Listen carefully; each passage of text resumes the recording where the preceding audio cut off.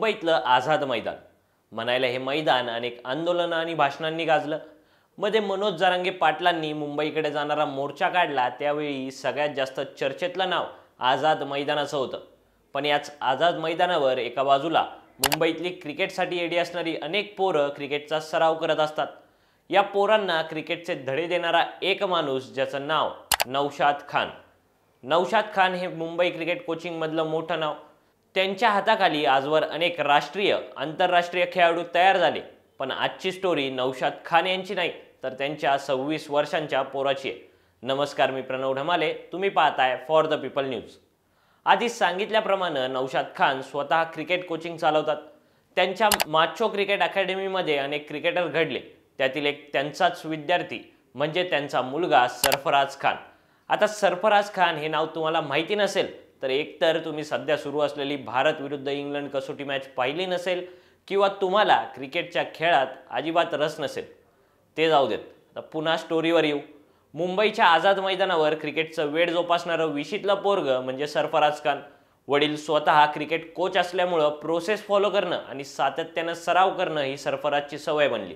मुंबईत शालेय क्रिकेटला फार महत्त्व आहे। क्रिकेटचा देव सचिन तेंडुलकर आणि विनोद कांबळी यांचं नाव ज्या हॅरी शील्ड ट्रॉफीमुळे पुढे आलं, त्याच हॅरी शील्ड ट्रॉफीच्या एका मॅचमध्ये सरफराजनं 439 रन्स मारलेले। या इनिंगमुळे सरफराजला मुंबई क्रिकेट असोसिएशनचं लक्ष वेधून घेणं सोपं ठरलं। त्यानंतर त्यानं मुंबईकडून एज ग्रुप क्रिकेटमध्ये पदार्पण केलं। त्यानंतर तो भारतासाठी अंडर-19 वर्ल्ड कपही खेळला। दोन्हीकडे त्यानं आपलं नाणं खणखणीत वाजवून दाखवलं आणि याच कामगिरीच्या जोरावर सरफराजला अवघ्या 17व्या वर्षी विराट कोहलीच्या नेतृत्वात रॉयल चॅलेंजर्स बँगलोरकडून IPL खेळण्याची संधी मिळाली, ते सुद्धा 2015 साली। आजच्या काळात एखादी IPL चांगली गेली तर खेळाडूला थेट वर्ल्ड कपमध्ये संधी मिळते, पण 2015 मध्ये IPL पदार्पण करणाऱ्या सरफराजला आंतरराष्ट्रीय क्रिकेटमध्ये पदार्पण करण्यासाठी 9 वर्ष वाट बघावी लागली। बरं, एवढ्या 9 वर्षात सरफराज खान कुठं कमी पडला का? तर नाही, तो सातत्यानं देशांतर्गत क्रिकेट खेळत राहिला। सरफराजचे देशांतर्गत क्रिकेटमधली आकडेवारी पाहिली तर सरफराजला उशिरा संधी मिळाली असं आपण ठामपणे सांगू शकतो।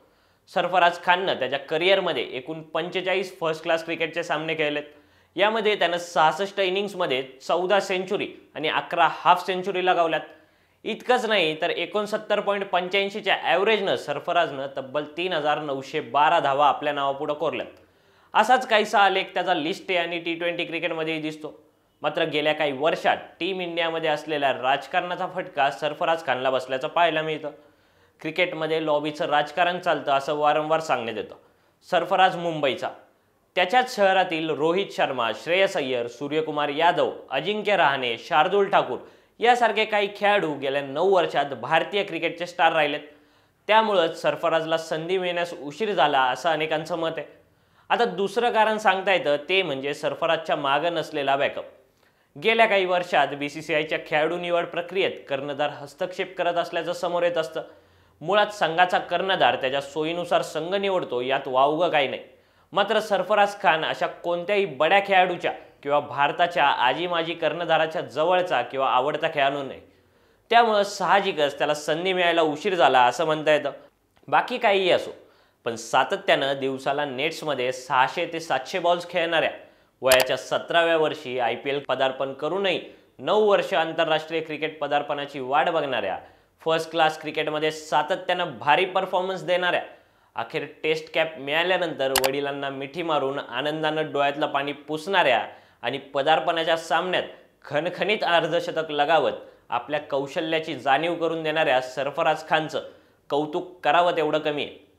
तुम्हाला सरफराज खानच्या या स्टोरीबद्दल काय वाटतं? आणि खरंच सरफराजला उशिरा संधी मिळाली का, याबद्दलचं तुमचं मत खाली दिलेल्या कमेंट बॉक्समध्ये कळवा।